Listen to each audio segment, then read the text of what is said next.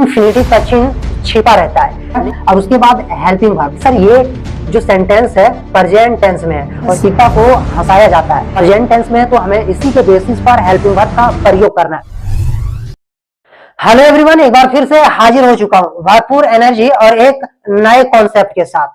आज हम causative verb को पैसिव सेंटेंसेस में इस्तेमाल करेंगे, लेकिन इससे पहले हमें दो कॉन्सेप्ट्स को हमेशा याद रखना है ताकि ट्रांसलेशन या स्पीकिंग के दौरान कोई ग्रामेटिकल मिस्टेक्स ना हो।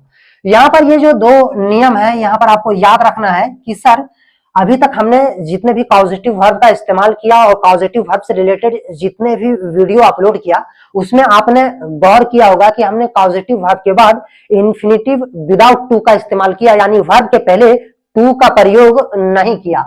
जब भी सेंटेंस एक्टिव वॉइस में हो तो कॉजेटिव वर्ब मेक के बाद इन्फिनिटिव का चिन्ह छिपा रहता है, लेकिन यही कॉजेटिव वर्ब मेक का यदि आप पैसिव सेंटेंसेस में इस्तेमाल कर रहे हैं तब आपको ध्यान देना है कि सर ऐसे केस में मेक के बाद इन्फिनिटिव का चिन्ह प्रकट हो जाता है, यानी वैसे परिस्थिति में आपको इन्फिनिटिव का चिन्ह दिखाना है। तो चलिए सबसे पहले सेंटेंसेस को इंग्लिश में ट्रांसलेट करते हैं ताकि ये दोनों कॉन्सेप्ट्स और भी ज्यादा क्लियर हो सके।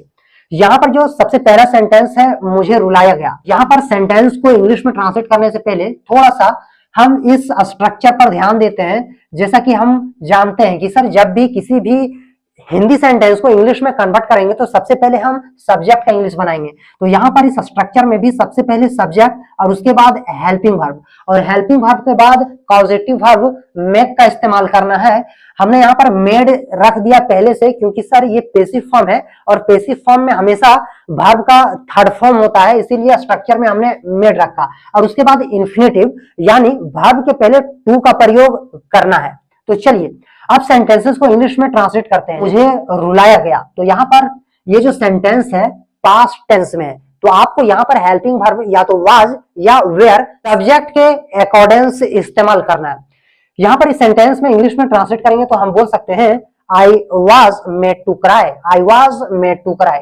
यहाँ पर हम लिखेंगे I was made to cry. अब आपको यहाँ पर ध्यान देना है कि सर ये कॉजेटिव वर्ब मेड के बाद हमने इन्फिनिटिव टू का प्रयोग किया, क्योंकि सर पैसिव सेंटेंसेस में टू दिखाना है, जबकि एक्टिव सेंटेंसेस में इसी टू का ओमिशन हो जाएगा, यानी ये टू वहां पर होता है पर हमें शो नहीं करना है। आगे यहाँ पर देखते हैं।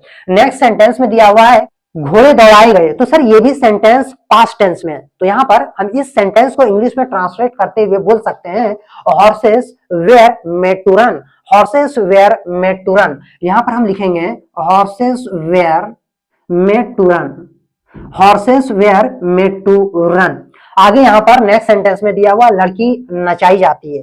तो ये थर्ड वाले सेंटेंस में आपको थोड़ा सा परखना है कि सर ये जो सेंटेंस है प्रेजेंट टेंस में है, और यदि प्रेजेंट टेंस में है तो हमें इसी के बेसिस पर हमें हेल्पिंग वर्ब का भी प्रयोग करना है। यहाँ पर इस सेंटेंस को यदि हम इंग्लिश में ट्रांसलेट करें तो हम बोल सकते हैं a girl is made to dance, a girl is made to dance. यहाँ पर हम लिखेंगे a girl is made to dance.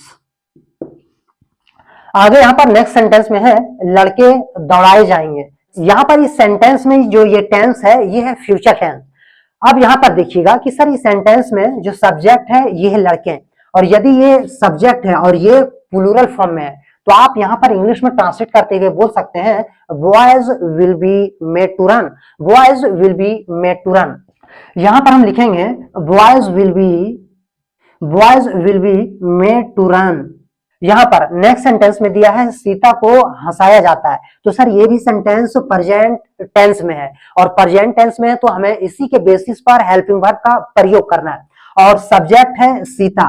तो यहाँ पर यदि इस सेंटेंस को इंग्लिश में ट्रांसलेट करें तो हम बोल सकते हैं Sita is made to laugh, Sita is made to laugh. यहाँ पर हम लिखेंगे Sita is made to laugh.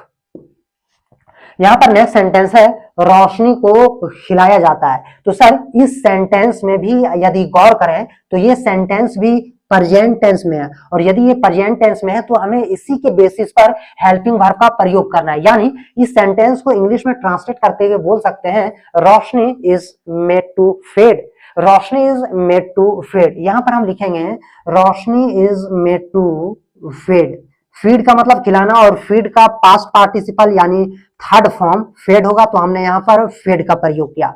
आगे यहाँ पर यदि नेक्स्ट सेंटेंस को देखें तो नेक्स्ट सेंटेंस में दिया हुआ है राम को हंसाया जाता है। यदि मैं आपको ये पूछूं कि सर ये जो सेंटेंस है ये किस टेंस में, तो आप कहोगे कि सर ये सेंटेंस का लास्ट फॉर्मेट देखने से ये पता चलता है कि ये प्रेजेंट टेंस में। अब यहाँ पर यदि इस सेंटेंस को इंग्लिश में ट्रांसलेट करें तो हम बोल सकते हैं Ram is made to laugh, Ram is made to laugh. यहाँ पर हम लिखेंगे, यहाँ पर सेंटेंस में ये सब्जेक्ट है तो सबसे पहले इसी का इंग्लिश बनाएंगे और हम लिखेंगे Ram is made to laugh, Ram is made to laugh.